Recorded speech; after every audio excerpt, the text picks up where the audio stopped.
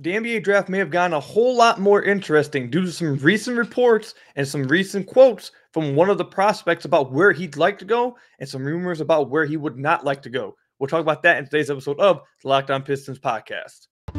You are Locked On Pistons, your daily Detroit Pistons podcast. Part of the Locked On Podcast Network, your team every day.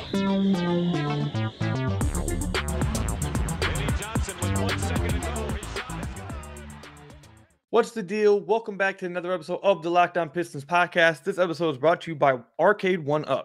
Locked On is partnering with Arcade 1UP to give away 3 free NBA JAM Shaq machines. Stay tuned for later in the show to learn how to enter.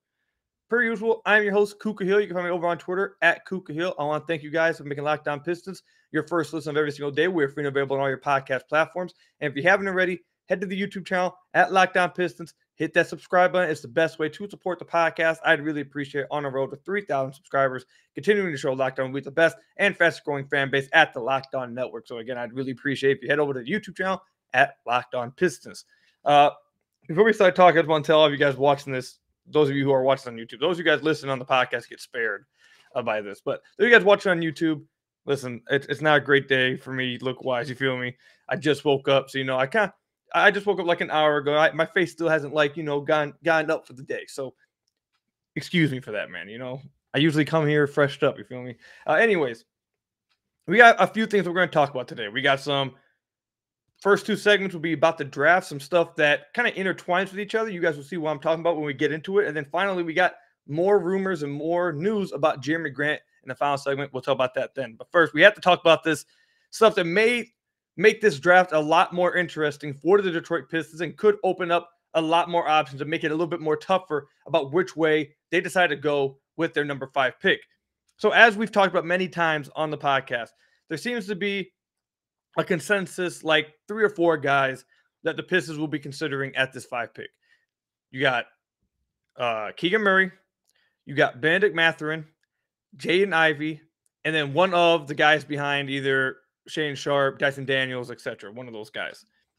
But a lot of us, including myself, actually maybe not a lot of us, but I've been in this camp. I don't know how many people are with this camp, but I've been assuming, Jaden Ivey's not going to be there. He's going to be gone at 4, and if he's not gone by at 4 to Sacramento, another team's going to trade up. Another team's going to trade up and get him at 4 then, and the Pistons won't have a chance to get him at 5 anyways, because it sounds like before that the Sacramento Kings were looking to trade the pick.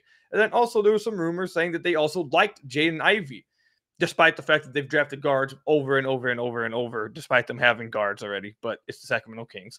But yesterday, I saw an article by Sports Illustrated, and it has some interesting quotes from Jaden Ivey within this article. And there's some other rumors that happened yesterday that will compound this and make it even more interesting of a story if you have not heard yet. So yesterday, basically, Jaden Ivey was asked if he had a preferred destination and where he'd like to go, if there's anywhere he was really preferring to be drafted by. And he said, quote, "I would love to go anywhere, but Detroit, my mom, who was the Notre Dame's head women's basketball coach, played for the Detroit Shock in the WNBA. I've lived in the area. I know what it's like. Detroit could be an option." Now, Pistons fans probably lost their minds with that. If you guys didn't hear that before now, you guys were probably already losing your minds. But after I read that, you guys are probably now losing your minds. Anytime there's a prospect, a good prospect, or even a really good player that says good things about Detroit and saying they like it here, they know about the area, they like the city, etc., fans lose their minds, and rightfully so. It's great to hear people talk highly of Detroit and say they'd like to be in Detroit. Too many times people from outside Detroit like to talk about like it's, I'm sorry, Sacramento Kings fans, if you guys happen to listen, but like we're Sacramento or something. It's not the case. So sometimes people out of the city get too out of pocket with that. So that was really cool to hear. So that, for me, made some of the draft choices and me looking ahead at the draft a little bit interesting, because it's like, okay, maybe Jaden Ivey really should just be the home run pick. If he really wants to be at Detroit, and the Pistons are pretty high on him, he's a really good athlete, and he really he wants to be in Detroit, sounds like a pretty good match. Then another rumor came down yesterday that not only did Jaden Ivey give a quote saying that Detroit's one of his preferred destinations, there's now rumors saying that he just straight up does not want to go to Sacramento. He does not want Sacramento to draft him, and he's made it known that Sacramento knows this. Also, with that report and that rumor, it was said that Sacramento has now went completely all in, apparently on Keegan Murray and are extremely high on Keegan Murray. This could change everything for the Pistons in this upcoming draft. And you'll see what I mean in this upcoming segment. Also, there's another layer to this, I should say, in the second segment that we'll talk about. But when it comes to just who they're going to select at 5, I think we all understand the top 3 are gone. Chet, Paolo, and Jabari. Those guys they're out of there. Where no one's even considering those guys dropping to 4 or 5. It's not happening. But I feel like the general consensus has been that Jaden Ivey will be gone at 4, whether that means Keegan Murray, or not Keegan Murray, whether that means Sacramento drafts him at 4, or another team trades up with Sacramento to get him at 4. I think it's been general consensus that was what was going to happen. But now with Jaden Ivey making it clear he does not want to go to Sacramento, reportedly, and that he really wants to be in Detroit, apparently, and that Sacramento apparently is extremely high on Keegan Murray, this could make the draft really interesting. Because what could happen is this. 1, Sacramento could just straight up draft Keegan at 4, and then the Pistons get Jaden Ivey at 5. I think a lot of Pistons fans would be extremely happy and excited about that. That's 1. But then another thing could happen, and this could really make the draft get interesting from across not just the Pistons fan base, but just the NBA fan base. If Sacramento knows that another team wants Jaden Ivey, which Pistons probably aren't the only ones. I've heard a lot of teams, including the OKC Thunder, are really high on Jaden Ivey. And they know that they could possibly trade back to Keegan Murray still. They could talk about possibly trading back in the draft to get one of the maybe 6, 7, 8, 9 picks and try to get Keegan Murray at one of those picks. Let that team jump up to 4, get Jaden Ivey, and now the Pistons are screwed out of that. And then the Pistons could also, if the Sacramento Kings decide to do that and screw the Pistons over out of getting Jaden Ivey now and let another team go up and get Jaden Ivey, then the Pistons could then screw the Kings over because they are reportedly also very high in Keegan Murray. So they could take Keegan Murray at 5. So if you want my prediction as of what I think is going to happen, I think Sacramento wants to trade out of this pick and get back to get Keegan Murray. However, I think the Pistons are really putting pressure on them because everyone knows the Pistons really like Keegan Murray. And with the Pistons being right after the Sacramento Kings at 4, they probably know that if they trade back anywhere farther than 5, unless they're trading back to 5 with the Pistons, Keegan Murray's probably not going to be there because the Pistons really like Keegan Murray and they'll draft him at 5 if Jaden Ivey's gone. It sounds like that's what the rumors and what the reports sounds like from me reading the tea leaves and from what I've heard. They really like Keegan Murray, so I don't think Sacramento is completely confident and comfortable moving out of that spot to have to get Keegan Murray and trying to get that extra assets, get Keegan Murray, then also, get a late pick or a mid-round pick or et cetera, et cetera. I don't think they feel extremely confident in being able to do that.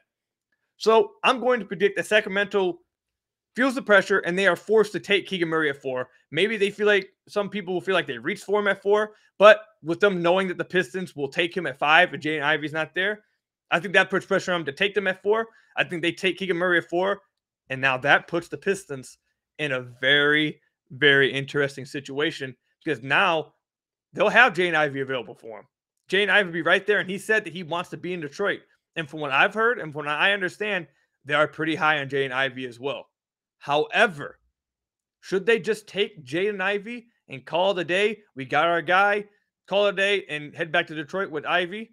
Or should they be entertaining another possibility? We'll talk about that other possibility when we come back from the ad break. But first, I have to tell you guys about one of our sponsors, your guys' favorite sponsor, Built Bar. You know how our friends at Built are always coming out with amazing new flavors? Well, this time, Built has truly outdone themselves with new mud pie flavor. And for the first time ever, Built is introducing the new mud pie flavor in both mud pie bar and mud pie puff. Not sure what mud pie tastes like? Well, if you're a chocolate fan, you better sit down for this. This new mud pie bar is rich whipped cream and chocolate mousse, smothered in 100% real chocolate and topped with cookies and cream crumble. You've got to try the mud pie as soon as possible. And need to hurry because the mud pie bar and mud pie puff are only available for a limited time. Visit Built.com to taste the deliciousness for yourself. You're not convinced? Luckily, we saved the best for last. It's always good for you. No, really. All Built products are low calories, high protein, and low in sugar. The mud pie is packed with 16 grams of protein, only 150 calories, and 8 grams of sugar. It's like your mom baked the most deliciously creamy chocolate mud pie and wrapped it up all just for you. Mud pie bars and puffs are available at Built.com right now, but they're going fast. because they are absolutely delicious and really good for you. Like all Built bars, they're covered in 100% real chocolate while maintaining being extremely healthy for you. You're going to love the new Mud Pie, Built Bar, and Built Puff. Whether you need a snack for your workout, a late night treat, or just need to grab a quick bite, Built is the perfect protein bar and they taste better than a candy bar. Chocolate mousse, whipped cream, cookies and cream crumble. Stop drooling, get to thebuilt.com to order your box of Mud Pie bars and puffs now. You won't regret it. Go to built.com, use promo code LOCK15 and get 15% off your order. Again, go to built.com, use promo code LOCK15 and get 15% off your order. Built Bar, best tasting protein bar ever. So I want to thank you guys for making Locked On Pistons your first listen of every single day. We're free and available on all your podcast platforms. And if you haven't already, head to the YouTube channel at Locked On Pistons. Hit that subscribe button. It's the best way to support the podcast. On our road to 3,000 subscribers, continuing to show Locked On to be the best and fastest scoring fan base at the Locked On Network.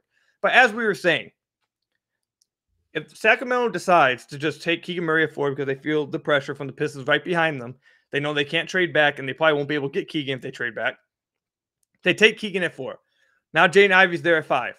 The Pistons are faced with an interesting decision. I think this could really make the draft fun. Again, the Pistons could just be simple. They take Jaden Ivey, they get their guy, and they call it a day.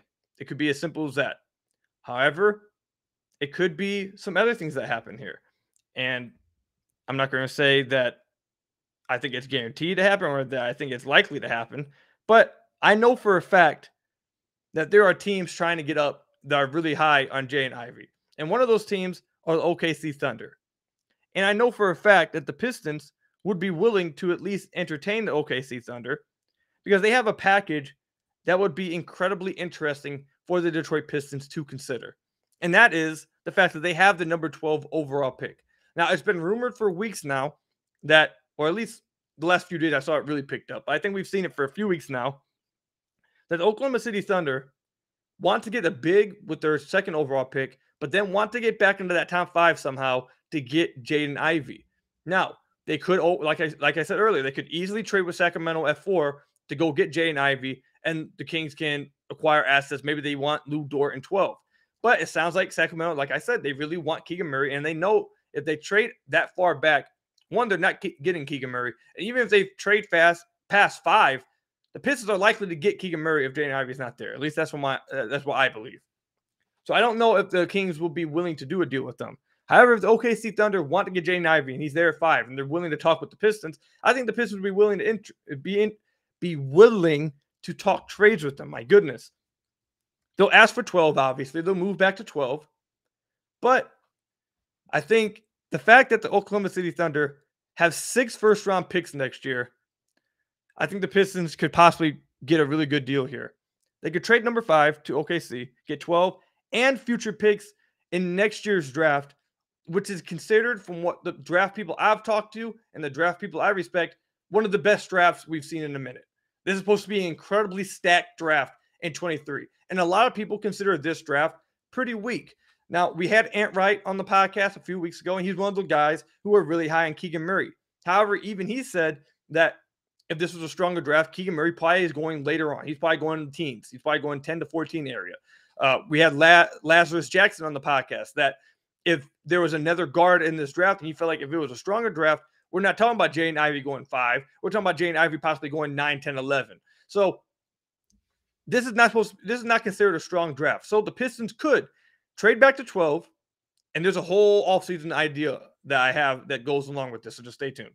They could trade back to 12, trade for next year's first-round pick that the Oklahoma City have from Washington, or they could try to get another one. I doubt they're able to get OKC's. OKC's not going to do that.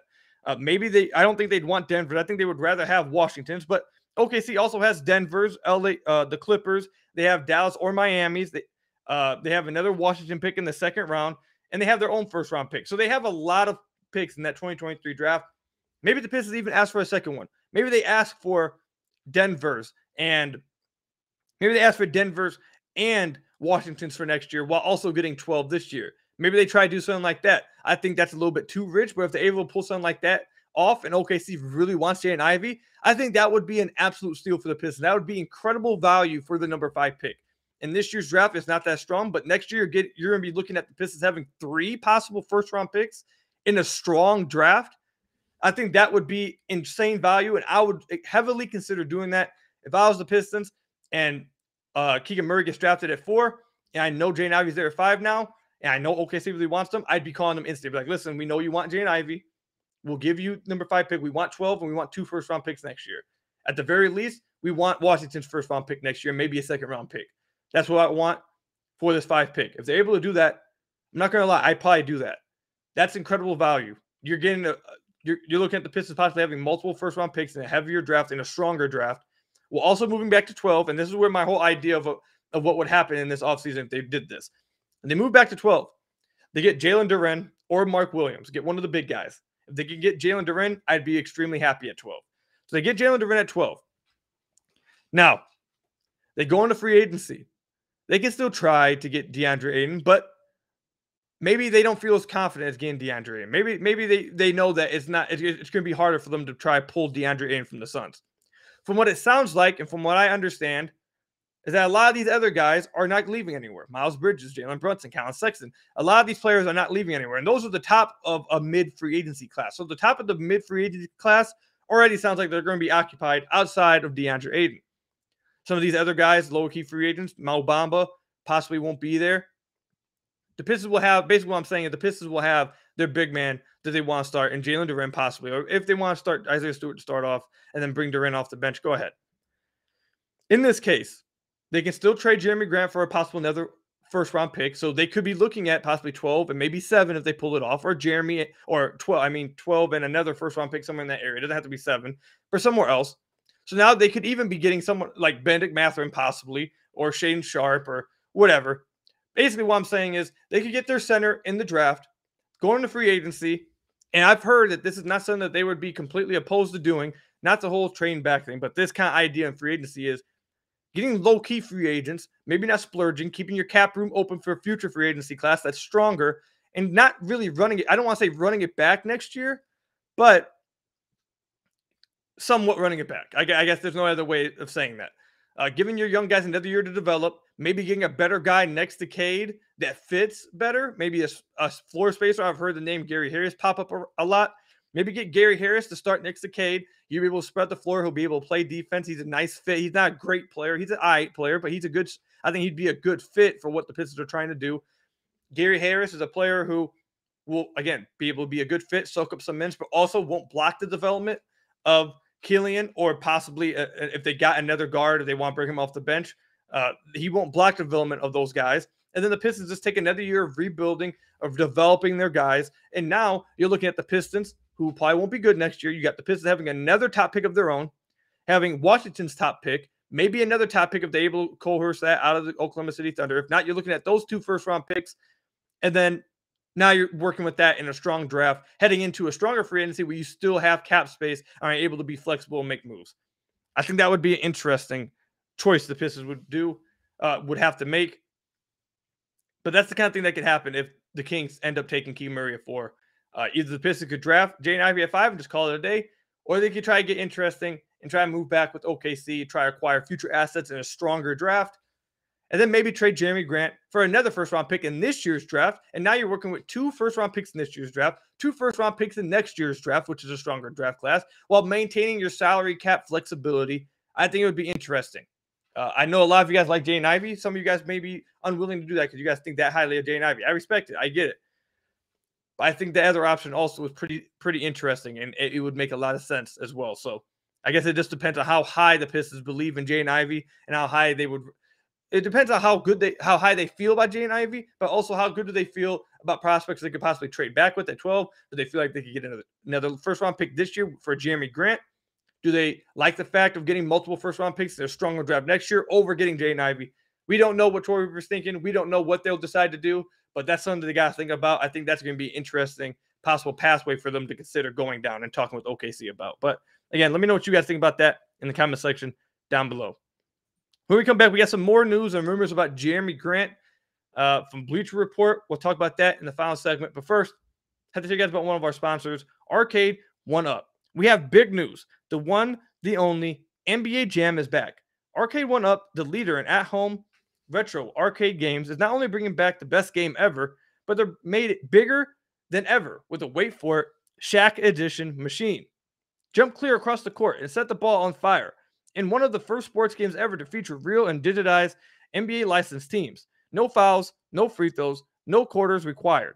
Compete with friends and family through all new Wi-Fi leaderboards, making you more connected than ever. Pre-order now from arcade1up.com. That's arcade, the number one, up.com. For an estimated early September ship date. Arcade 1-Up is a place for fun. They got even more classic like Golden Tee. My favorite was Mortal Kombat. I used to play Mortal Kombat growing up with my cousin all the time. That would be a really interesting one for me. But many others starting at just $399. And check this out. They're giving away an NBA JAM Shaq Edition to a Locked On listener. Enter for a chance to win a game console for your man cave at arcade1up.com/lockedon. That's arcade, the number one, up.com/lockedon. You've got till July 8th to enter to win an NBA JAM Shaq Edition console. Don't miss out. Enter today. Who are you going to play with Arcade 1-Up? So I want to thank you guys again for making Locked On Pistons your first listen of every single day. We're free and available on all your podcast platforms. If you haven't already, head to our YouTube channel at Locked On Pistons. Hit that subscribe button. It's the best way to support the podcast. You guys get all of that jazz. I really appreciate you guys. But we got another report from Bleacher Report yesterday. We had a lot of stuff pop off there yesterday concerning the Pistons and rumors and news and reports, etc. But according to Bleacher Report yesterday, Jeremy Grant is quote-unquote widely expected to be moved this summer. Now, I'm very happy about this. You guys know that. I do not want Jeremy Grant on the team moving forward. I want them to trade him. I want them to get a pick. I want them to get value for him. I want them out of there. And this report is coming from Jonathan Givney of ESPN. So there you go with that. It's not just straight from Bleacher Report, but that's the article I read from Bleacher Report. But the report itself is coming from Jonathan Givney. Either way, it says that the Portland Trail Blazers and the Atlanta Hawks have been among the teams most regularly mentioned as suitors. Also, it mentions that the Pistons rebuffed an offer from Portland that was just Josh Hart and draft compensation before the 2022 trade deadline. It also says Portland has the number 7 pick in next week's NBA draft, though it feels unlikely the Blazers would move a mid-lottery pick for an expiring contract. He also says Mark Stein noted that the Hawks' interest as they look to retool following a disappointing 22 season. Perimeter defense was one of the team's biggest issues last season, and Grant has proved himself capable of playing a 3-and-D role. Atlanta has the number 6 pick in the first round next Thursday night.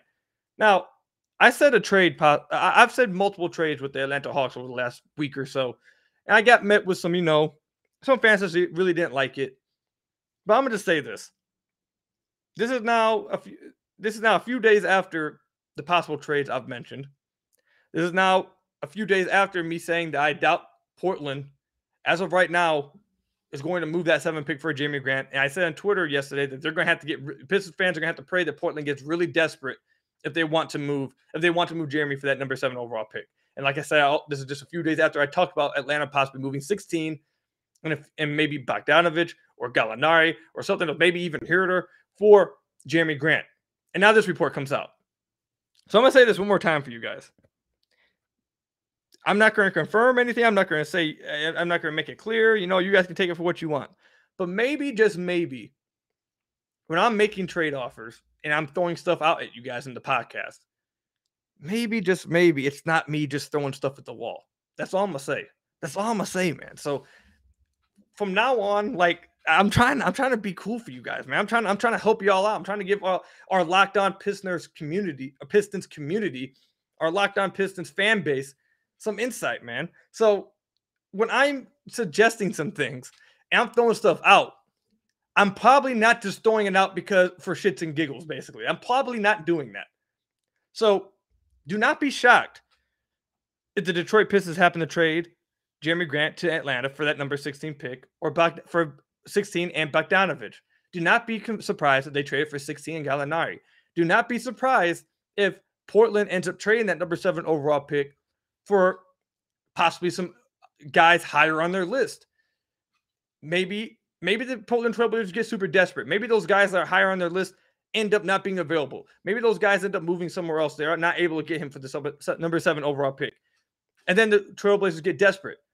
Maybe they trade Jeremy Grant for number 7. But outside of that, I really think that it's unlikely that they get number 7 for Jeremy.